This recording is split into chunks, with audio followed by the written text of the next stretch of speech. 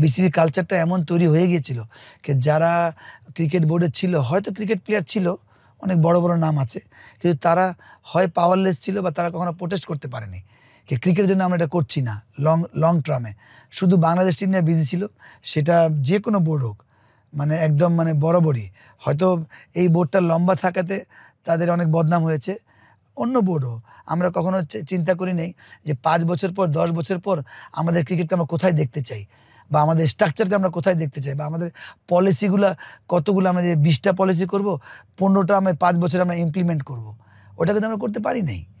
Because দ্রুত কী বলে structure political এমনভাবে গ্রাস করেছে, পলিটিক্যালভাবে এত পাওয়ারফুল, সে যেই প্রেসিডেন্ট হোক বা যেই ডাইরেক্টর হোক বা প্রেসিডেন্টের রাইট হ্যান্ড হোক, ওরা এত পাওয়ারফুল হয়ে যায় তখন যে আমাদের সুপারস্টার যারা বোর্ডে কাজ করেছে, অ্যাজ এ ডাইরেক্টর বলেন, অ্যাজ এ এমপ্লয়ি বলেন, তারা কিন্তু কাজ করে নাই বা করতে পারে নাই, বা তারা প্রোটেস্ট করতে পারে নাই। বিকজ কেন? কিছু পয়সা পাইতে হলে, কিছু ব্যবসা করতে হলে এই ক্রিকেট বোর্ডে যেতে হবে।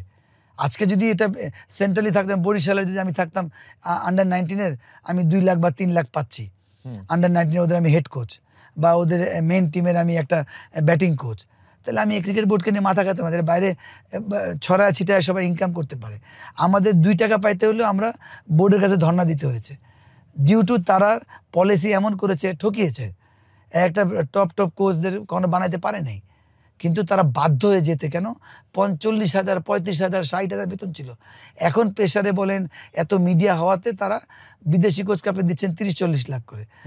আই ডোন্ট মাইন্ড, ওকে আপনি 1 কোটি দেন, কিন্তু একটা মানুষ, একটা ন্যাশনাল প্লেয়ার, সেটা হইতে পারে তার সঙ্গে পার্থক্য হবে অন্য প্লেয়ারের, কে আমি বেশি খেলেছি, হয়তো আমি কিছুটা বেশি পাবো, কিন্তু যে লোকটা মোটামুটি 10-20টাই খেলেছে, সে তো তার তো একটা ফ্যামিলি রান করবে, তাকে আপনি কীভাবে দেন 45,000, 60,000 টাকা, তাই না?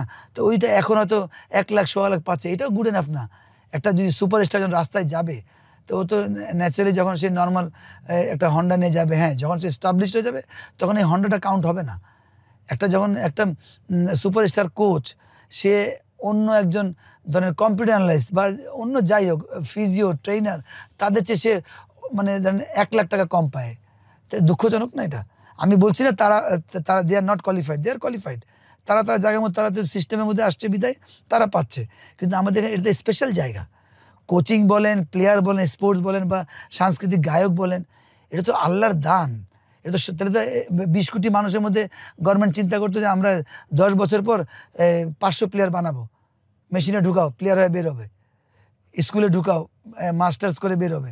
তা তো এটা আল্লাহর দান, ফলোড বাই তার চেষ্টা। এটা স্পেশাল জায়গা। গায়ক বলেন, কেন আমরা আজকে গায়ক, নায়ক, নায়িকা, স্পোর্টসম্যান এত রেসপেক্ট থাকে, এটা উপর থেকে আসে, তাই না?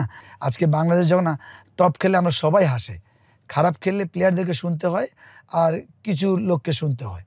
মানুষের রাগ হচ্ছে সবচেয়ে খারাপ জিনিস, একদম। ওটা যদি হয় তাহলে ব্যাপারটা বাজে হবে। সিস্টেমটাই এমন পলিসি করে ফেলেছিলেন ক্রিকেট বোর্ড, যেটা বললাম সবচেয়ে বড় পাওয়ার ছিল পলিটিক্যাল পাওয়ার, যেটা আমরা সবসময় বলি রাজনীতি মুক্ত করব। রাজনীতি মুক্ত করা যাবেই না। আপনি একটা দেশে রাজনীতির ইনফ্লুয়েন্স থাকবে, কিন্তু তাই বলে এমন থাকবে না যেটা আপনার ক্রিকেটকে আপনি মানে কিছুই করেননি। আপনি করেছেন অনেক কিছু, মন্দের ভালো করেছেন, কি বাংলাদেশ টিমকে ভালো করেছেন, বাংলাদেশ টিমের বেতন বাড়িয়েছেন, বাংলাদেশ টিমকে অনেক কিছু গিফট দিয়েছেন, ভালো খেললে আপনারা প্রাইজ মানি দিয়েছেন। বাট আপনারা যে 10 বছর পর আমি কোথায় যেতে চাই, বা স্ট্রাকচারটা বা পলিসিটা বা কোয়ালিটি অফ ক্রিকেট বলেন, অনেক ইমপ্রুভ করেছে আমাদের থেকে, আমাদের সময়তে এখন। বাট যেভাবে ইমপ্রুভ করা দরকার ছিল আপনি ওইভাবে করতে পারেন নাই বা করেন নাই। এই যে আজকে যে এইগুলো ব্যর্থতা, নট কনসিস্টেন্ট ইন 3 ফরম্যাট, কেন? এটাই বড় কারণ। ইন্ডিয়া আজকে এত টপ, অস্ট্রেলিয়ার পলিসি, ইন্ডিয়ার পলিসি অস্ট্রেলিয়া নিচ্ছে।